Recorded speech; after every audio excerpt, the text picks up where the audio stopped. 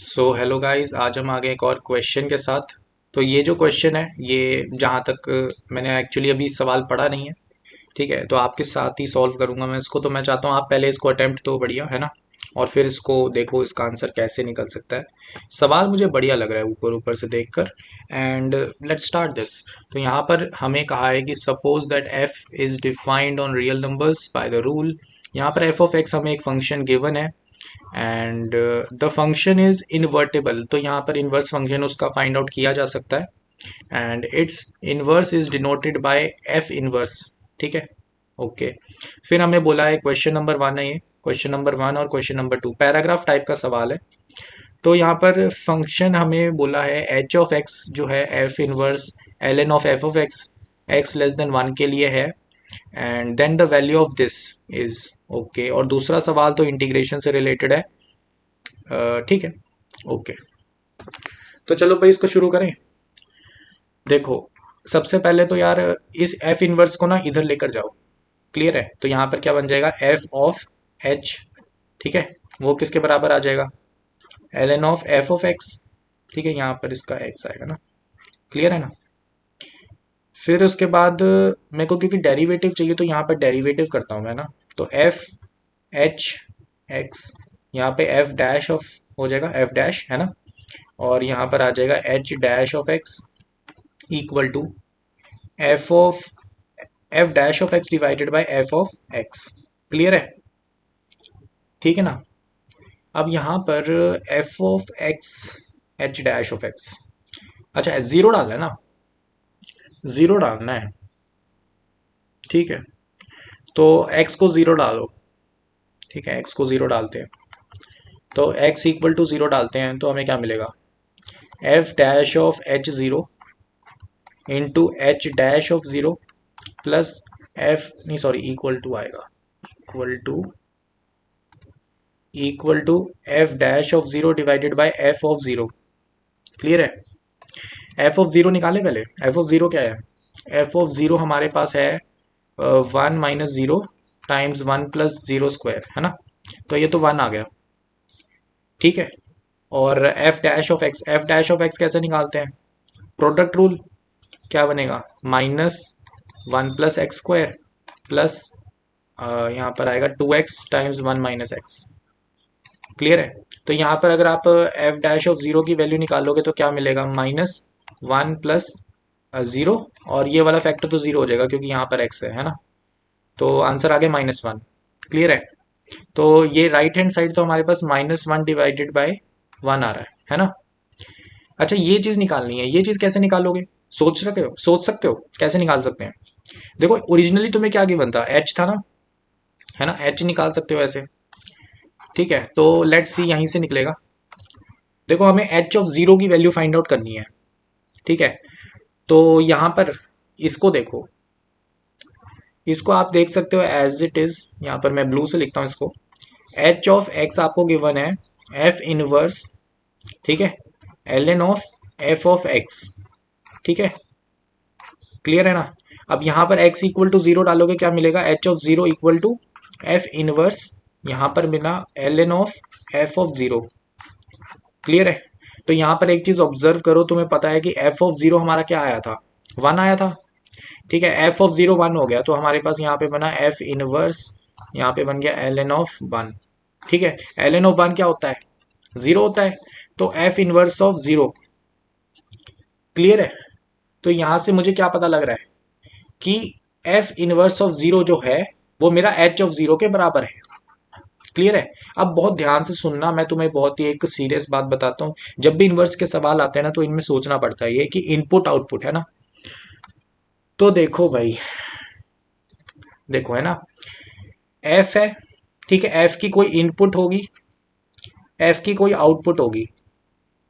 ठीक है, f inverse की जो आउटपुट है और एक इनपुट है, ये सब कॉरिस्पॉन्डिंग है। मतलब एफ में मैंने कोई इनपुट डाली, ठीक है, तो मुझे एक आउटपुट मिलेगी, है ना। और उसको अगर मैंने एफ की इनपुट एफ इनवर्स की इनपुट डाला तो मुझे क्या मिलेगा, वापस वही वाली इनपुट मिल जाएगी। सही बात है। इसका मतलब यहां पर देखो, इसकी इनपुट मैंने जीरो डालनी है, है ना, दिस इज इनपुट, ठीक है। तो एफ इनवर्स की जो इनपुट है, ठीक है, उसको अगर मैं आउटपुट डाल दूं, इसकी जो एफ है ना, इसकी आउटपुट अगर ये डाल दूं, तो मेरे पास आंसर आ जाएगा। अगर जिन लोगों को ये चीज़ समझ नहीं आ रही ना कि इनपुट आउटपुट कैसे कह रहा हूँ मैं थोड़ा सा एक और बार एक्सप्लेन करता हूँ और फिर तुम्हें एक और तरीका बताता हूँ। देखो पहले एफ ऑफ एक्स है मेरे पास, क्या है, 1 - x इंटू 1 + x²। क्लियर है, मुझे एफ इनवर्स ऑफ जीरो की वैल्यू निकालनी है। तो मैं कहूंगा कि यार ऐसा करो, ठीक है, f inverse of f of x क्या होगा, एक्स के बराबर होता है ना, सबको पता है। अच्छा, तो यहां पर तुम अगर देखो, मैं ऐसा कह रहा हूं कि ये जो इनपुट है ओवरऑल, ये एफ की आउटपुट बन जाए। सही बात है, अगर मैं इस चीज को जीरो बना दूं, ठीक है, तो मुझे ये चीज मिल जाएगी, ठीक है, और ये वाला एक्स क्या है, ये मेरा आउटपुट में है। समझे? तो मतलब अगर मैं इस इक्वेशन में इस फंक्शन को मैं इक्वल टू जीरो डाल दूं, क्योंकि मुझे जीरो का निकालना है, और एक्स की वैल्यू फाइंड आउट कर लूं, तो वही मेरा आंसर हो जाएगा। सही बात है। तो ये इक्वल टू जीरो रख के मुझे पता लगा ये तो जीरो हो नहीं सकता, तो एक्स इक्वल टू वन आ गया। क्लियर है? तो x equal to one is equal to f inverse of zero. सही बात है, ठीक है ना, सबको समझ लग गया? ठीक है ना। आप ऐसे लिख सकते हो, देखो f inverse of f of x equal to x होता है, ये सबको पता है और ऑलरेडी पता होता है सबको। एफ ऑफ एक्स को डाल दो यहां से उठा के, क्या बना, एफ इनवर्स ऑफ, यहां पर 1 - x 1 + x²। ठीक है, ये बन गया इक्वल टू, आपको क्या रखना है, एक्स। क्लियर है? आपने क्या वैल्यू निकालनी है, एफ इनवर्स ऑफ जीरो। इस चीज को जीरो बनाना है। कैसे बनेगा जीरो, जब एक्स इक्वल टू वन होगा, मतलब इसको इक्वल टू जीरो रख दो और एक्स निकाल लो, वही एक्स आपका आंसर होना था। सही बात है, तो काफी सिंपल है। तो यहाँ पर एक्स इक्वल टू वन निकल गया, वही हमारी एफ इनवर्स ऑफ जीरो की वैल्यू है। तो एच ऑफ जीरो की वैल्यू क्या निकल गई हमारे पास, वन। सही बात है, ये वन के बराबर आ गया ना। तो एच ऑफ जीरो की वैल्यू हमारे पास वन निकल के आ गई है। तो यहाँ पर ये जो इक्वेशन थी, ये वाली इक्वेशन, ठीक है, इसकी लेफ्ट हैंड साइड में भी हम आराम से कर सकते हैं ना। तो देखो भाई ये क्या बन रहा है इक्वेशन ना, अब बन गया भाई एफ डैश ऑफ, यहाँ पर एच ऑफ जीरो था, एच ऑफ जीरो हमारा वन आ गया, into h dash of zero equal to -1/1। Clear है? अब एफ डैश ऑफ वन निकाल लेते हैं, एफ डैश हमने निकाला था ऊपर, एफ डैश, ये रहा हमारा एफ डैश। यहाँ पर एक्स की जगह वन रख दो, तो यहाँ पर बनेगा ये चीज़ टू बन जाएगी, और यहाँ पर आएगा 2 × 1, और यहाँ पे वन डालोगे तो ये तो जीरो ही बन गया, -2 आ रहा है। ठीक है, तो -2 आ रहा है, तो ठीक है, h dash of zero into -2 equal to -1/1। H dash of zero की वैल्यू क्या निकल गई, 1/2। ठीक है, निकल गया। ओके, तो एच डैश ऑफ जीरो हमने वैल्यू निकाल ली है, एंड तो यहाँ पर क्या आ जाएगा, 3 + 2 इक्वल टू 5 आ गया ना। सी ऑप्शन अपना आंसर है। क्लियर है? सबको पता लग गया होगा कि कैसे करा है मैंने, ज़्यादा मुश्किल नहीं है। इन्वर्स वाले जितने भी होते हैं ना, आपको बस ये चीज़ ध्यान रखनी है। ठीक है, एक ये चीज़ है जो आपको ध्यान रखना है हमेशा, ये मैं मार्क कर देता हूँ ना, हाईलाइट कर देता हूँ, इस चीज़ को ध्यान रखना। ठीक है, कभी कंफ्यूजन नहीं होगी, एफ इनवर्स आ गया, जी इनवर्स आ गया, जो मर्जी आ गया, इनवर्स फंक्शंस के लिए ये चीज़ बहुत इंपॉर्टेंट है। क्लियर है? तो यहाँ पर एच डैश ऑफ जीरो की वैल्यू हमने निकाल ली। अब हमें ये वाली इंटेग्रल सॉल्व करना है। इंटेग्रल कैसे सॉल्व करेंगे, एफ ऑफ एक्स रख देते हैं, यहाँ पे साफ साफ दिख रहा है 1 - x वाला फैक्टर कट जाएगा, है ना। ठीक है ना। ओके, तो 1 - x वाला फैक्टर कटेगा, इंटीग्रेशन काफ़ी सिंपल बन चुका है यहाँ पे, या इंटीग्रेशन जीरो से लेकर वन, यहाँ पर बन गया ln of 1 + x divided by 1 + x² dx।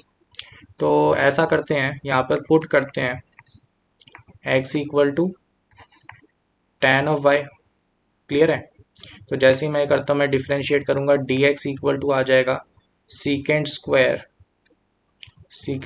y dy, और यहाँ पर मेरे पास एक चीज़ आ जाएगी कि सीकेंड स्क्वायर को मैं लिख सकता हूँ tan स्क्वायर y + 1, ठीक है, dy, और tan स्क्वायर को x लिखकर मैं लेफ्ट हैंड साइड लेके जा सकता हूँ, जो बन जाएगा dx divided by x² + 1 equal to dy। Clear है? तो यहाँ से इंटेग्रल बहुत ही आसानी से चेंज हो गया, इंटेग्रल चेंज हो गया। देखो क्या बनेगा, इंटीग्रेशन। देखो लिमिट्स को देखना बहुत ही आसान है, एक बार x को 0 डाल दो, लोअर लिमिट हमारी x इक्वल टू 0 आया तो y की कॉरेस्पॉन्डिंग वैल्यू भी 0 है। x इक्वल टू 1 डालोगे तो y कॉरेस्पॉन्डिंग आपका π/4 आ जाएगा। क्लियर है ना। तो यहाँ पर लोअर लिमिट आपकी 0 आ गई, हायर लिमिट आपकी 4 आ गई, π/4 आ गई। लिमिट आपकी बन चुकी है ln of 1 plus tan of y, क्योंकि x की जगह आपने tan ऑफ y डाला, यहाँ पर आ गया dy। ठीक है ना। अब यहाँ पर आपको लगाना है king rule, king rule, king rule, क्योंकि यहाँ पर लॉगरिथम है और ऊपर से π/4 भी है, tan है, तो कहीं ना कहीं हिंट लग रहा है कि किंग रूल ही लगेगा। तो देखो लगाते हैं हम। यहाँ पर किंग रूल लगाएंगे तो क्या बनेगा, पहले उसको हम आई मान लेते हैं ना। यहाँ पर 0 से लेकर π/4 ln of 1 plus tan of y dy। अब मैं किंग रूल लगाऊंगा तो क्या बनेगा, वो भी आई रहेगा। यहाँ पर आ जाएगा 0 π/4, जहाँ पे भी हमारे पास इंटीग्रैंड में y है उसकी जगह π/4 माइनस वाई रख देंगे, तो 1 plus tan of π/4 minus y dy। तो इसको हम कैसे लिख सकते हैं, इसको मैं लिख सकता हूँ as 1 minus tan of y। ठीक है, फॉर्मूला है 1 प्लस tan ऑफ y। अब +1 भी है हमारे पास, है ना, यहाँ से हमारे पास +1 भी है, तो 1 प्लस करा तो यहाँ पर ऊपर क्या बन जाएगा 2 डिवाइडेड बाय नीचे क्या बनेगा 1 प्लस tan ऑफ y। ठीक है ना। तो यहाँ पर हमारे पास जो लॉगरिथम है, लॉगरिथम को लेकर आते हैं, तो लॉगरिथम दिस बन गया। तो यहाँ से लॉगरिथम की प्रॉपर्टी लगाते हैं, क्या बन जाएगा ln of 2 minus ln of 1 plus tan of y। तो अब हम इंटेग्रल से मैं शो करता हूँ क्या बन गया। तो यहाँ पे आप देख सकते हो, यहाँ पर i इक्वल टू यहाँ पर इंटीग्रेशन 0 से लेकर π/4 ln ऑफ 2 dy माइनस यहाँ पे इंटेग्रल 0 से लेकर π/4 ln of 1 plus tan of y dy। तो यहाँ पे आप बहुत इजीली देख सकते हो कि ये चीज़ भी हमारे i के बराबर है। ठीक है, ओरिजिनल हमारा i यही था, तो यहाँ से i दूसरी तरफ जाएगा तो यहाँ पे बना 2 times i equal to integration 0 से लेकर π/4 ln ऑफ 2 dy। तो यहाँ से हमारे पास आ गया ln ऑफ 2 π/4 माइनस 0 इंटू 1/2। तो यहाँ से हमारे पास जो आंसर है वो निकल गया ln of 2 into pi divided by 8। Clear है ना। तो यहाँ से इंटीग्रेशन की वैल्यू बहुत इजीली निकल चुकी है। इंटीग्रेशन एज सच इतना टफ था नहीं, आई डोंट थिंक सो कि तुम्हें टफ लगा होगा। ठीक है, सो हमारा जो आंसर है वो डी ऑप्शन हो जाता है। आई होप सो ये क्वेश्चन तुम्हें काफ़ी समझ आया होगा। ठीक है, मेन बात ये है कि इसमें इन्वर्स फंक्शंस का थोड़ा सा रोल यूज़ हो रहा है, वो भी इन डेप्थ वाला। और ऐसा मत समझना इन्वर्स फंक्शंस के ऐसे क्वेश्चंस नहीं आते हैं। जेई एडवांस की हिस्ट्री में ऐसे सवाल आए हैं, 2016 में देखा गया था ऐसा सवाल, और ऐसे टाइप के सवाल इंपॉर्टेंट होते हैं। और ये इंटेग्रल भी इंपॉर्टेंट था क्योंकि ये किंग रूल पे बेस्ड है, थोड़ा सा ट्रिकी है सोचने में, है ना। सो आई होप सो ये क्वेश्चन तुम्हें पसंद आया होगा और तुमने इसको अच्छा ट्राई दिया होगा, और होपफुली तुम्हारे आंसर सही होगा, मेरे आंसर से मैच कर रहा होगा।